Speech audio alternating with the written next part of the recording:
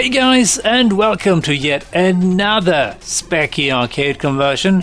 This one is Cresta, published by Incentive Software in '85. And according to Spectrum Computing, this was the first game to get an official license for an arcade product. Not entirely sure that is entirely correct. I'm pretty sure there were officially licensed conversions of arcade games before '85, at least on consoles, I believe. But maybe this was just about home computer versions. And the producer at Incentive Software, Ian Andrew, said that it cost them £1,000 and that let them convert Cresta onto any home computer system. And I'm fairly sure that didn't include any home console.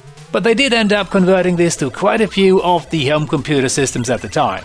And this was of course a conversion of the Nichibutsu arcade game from 1980. So this game was pretty old in video game years anyway in '85. And I do believe that the arcade version was programmed and designed by Shigeki Fujiwara, who's worked on a whole bunch of arcade games over the years. And I believe that the first one he made was Crazy Climber from 1980, but he was also involved in Galivan, Mag Max, and many of the Bomberman games over the years.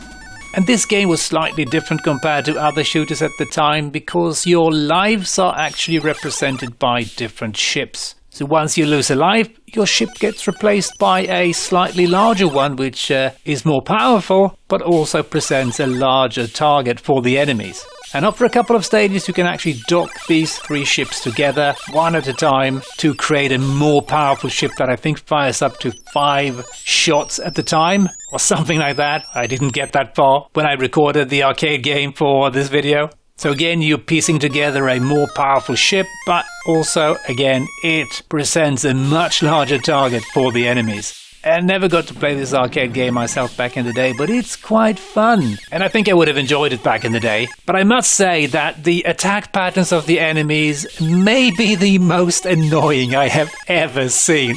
It's quite infuriating. But still, a challenging and quite entertaining shoot-'em-up game. But enough said about that. Let's dive into the Specky version, shall we?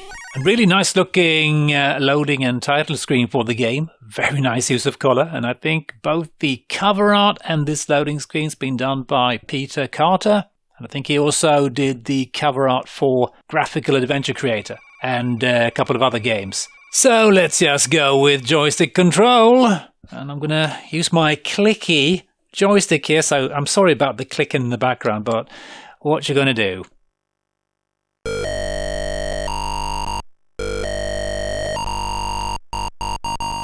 And we even get the music from the arcade. And yeah, this is pretty faithful, I must say, visually and gameplay-wise as well. It is, I would say, I've already played it for a bit, I would say easier than the arcade. Because, man, the attack patterns in the arcade version are so tricky. And the enemies will do some cheap moves. Not so much, it's a bit easier, and they maybe a bit faster, but there's more space for them to move, I think. But they do have this annoying tendency of once they reach the top of the screen or go beyond the top of the screen, they reappear at the bottom, and that is quite annoying because they will not appear in a predictable fashion. So yeah, that is a little bit annoying, but again, the arcade version is quite tough as well. And we do get a little bit of slowdown here when there's many enemies on screen. But hey, it still runs very nicely. And I mean, this is a simple, very simple arcade shooter that is, yeah, quite fun. And I really enjoyed this back in the day, I remember. Played this every now and then. Maybe not as much fun as Phoenix, but still up there among my favorite Specky shooters, I would say. And would you please come on down so I can shoot? Oh my god, what? These guys. Oh god, these guys are moving slightly differently. The attack patterns are quite different, I would say, but again, not a problem as far as I'm concerned.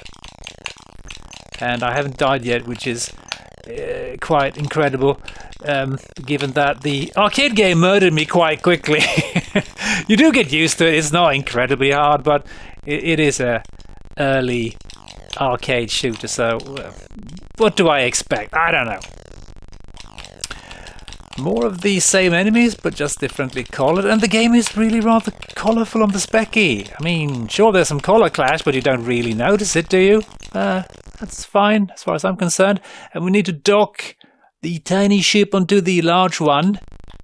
And this is a little bit more tricky than in the arcade version, I would say. Come on down, come on down. Oh, no. Yeah, right on. And I get bonus points and also a bigger ship that I believe fires up to 3 shots. Maybe not simultaneously though, but it's definitely quite useful. And here's a little bit of an annoyance with the Spectrum version. Jesus. The enemies sometimes just disappear and reappear. I don't know what the deal is with that. It's a bit strange. They just appear out of nowhere. And now we're going to be docking, I believe, the final part of my ship, my IKEA ship. Oh god, we're all doomed, right? When IKEA starts manufacturing spaceships, we are all doomed. Come on, go down. Oh, balls. I think we lose the... yeah, no bonus, but we do get to keep the... No. I lose all my Jesus, power-ups. I didn't get this far in the arcade. God, yeah, not sure what's going on here. Now I get my second life, my second ship,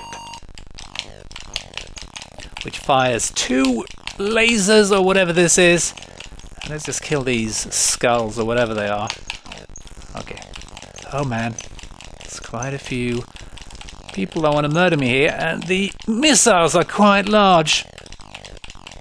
Oh, would you stop it, you bugger. Come on. I don't want to take any chances here. Oh man. So yeah, this is a pretty neat little idea, I think, for a game where your lives are represented by different ships. That kind of gives you or forces you to play a little bit differently. Come on, what? That thing is so fast. Yeah, there we go. Far out, man. The game's got some tood, and it's not even 91, so yeah, this game was released in 85.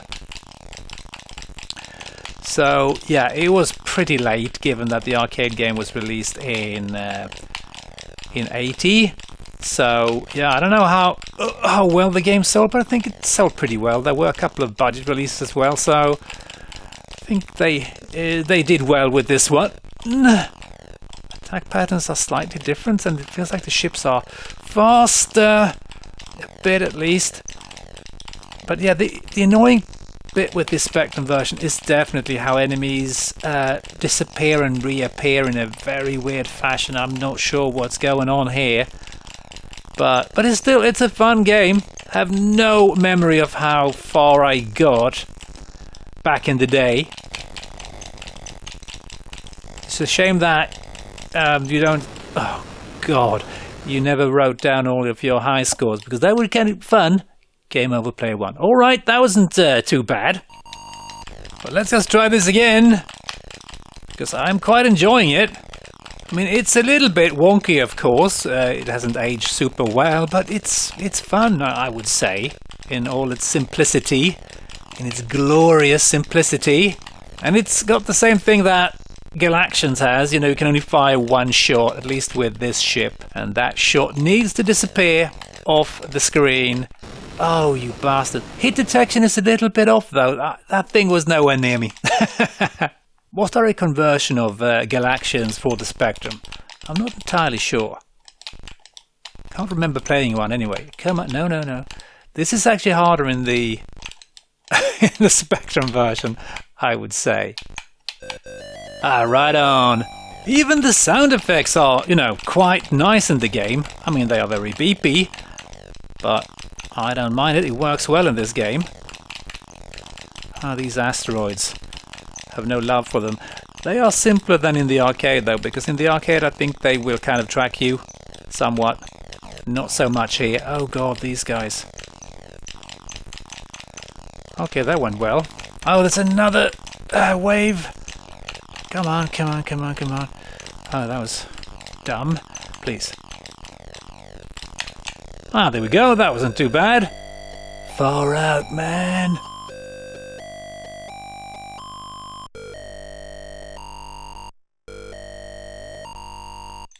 Oh, I lost my upgrade. That's not nice.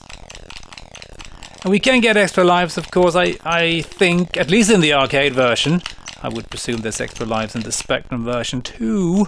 Not sure when though. And I think you can stay out of harm's way in the Spectrum version quite easily. In the arcade, the enemies, yeah, they have quite annoying attack patterns.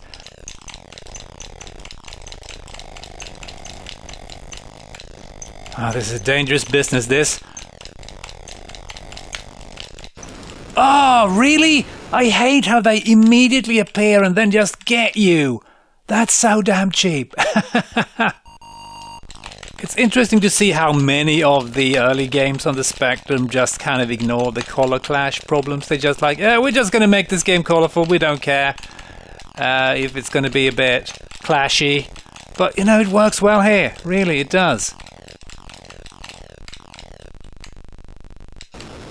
Oh, come on, I can't go any further to the right. You utter loser. No, no, no, again! That's the second time in a row. I don't like you. The quicker you can destroy a wave, the better. That is for sure. And this game, of course, got a sequel in Terra Cresta, which also got a Spectrum version by Joffa Smith, and that game is excellent. That's probably one of my favorite shooters on the Spectrum. Really, really hard, but a lot of fun, at least for me. Everyone might not agree with me. It's quite a punishing game. Weirdly enough, I didn't get to try and dock my my ship here. Maybe that's because I'm on my last ship here, the big one. Please go away. Oh God, I hate you so much. There's something satisfying about blowing up these fools. I don't know exactly what or why, but it works. Oh no! Almost out of the way. Game over, player one. You know what? I think I'm going to call it quits and have a look at a couple of reviews before we end. Sinclair User gave the game 3 stars out of 5, and John Gilbert wrote, "Good shoot-'em-up games are difficult to find these days, mainly because most companies have booted their aliens into orbit. Incentive, however, has only just made it back from the mountains of Ked and do not know about such things. The company has just brought out a passable version of Moon Cresta." And he really doesn't mention much more how he feels about the gameplay, so that's kind of odd, but I mean, 3 out of 5 is not too bad. I would probably have given it a little bit more though. Meanwhile, over at Your Spectrum, 2 of the 3 reviewers gave the game a hit. And Ross wrote, "It's taken eons for this old arcade classic to appear on the home computer market. It plays fairly close to the original and kept me amused for an hour or 2, or 3, and he gave it 3 out of 5. Roger, on the other hand, gave it 2 out of 5 and he wrote, "It advertises a trip to the space war, but give me a trip to Margate than yet another trip back down memory lane." So not quite sure why everyone was so harsh with the game. Maybe the fact that people were getting a bit tired of shoot-'em-ups at the time. But yeah, myself, I quite liked it and would probably have given it 4 out of 5. And with that, I'm going to say thanks for watching, hope you enjoyed, and as always, hope to catch you next time. Cheers!